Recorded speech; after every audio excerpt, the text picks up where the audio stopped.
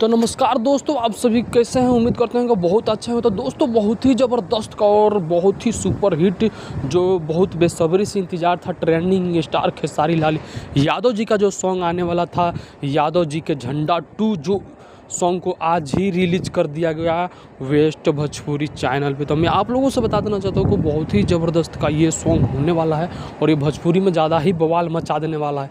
आप लोगों से मैं बताना चाहता हूँ कि खेसारी लाल यादव जी और शिल्पी राज जी इस सॉन्ग को गाए हुए हैं और जिसमें आप सभी को कोमल सिंह जी देखने को मिलेंगी, जो बहुत ही ज़बरदस्त का सॉन्ग है। और आप लोगों से मैं बताना चाहता हूँ, अगर सबसे हिट का ये जो इसमें एक पंच लाइन होने वाला है, जो बता रहे हैं कि इस पर तो रील बहुत ही ज़्यादा बवाल का बनेगा।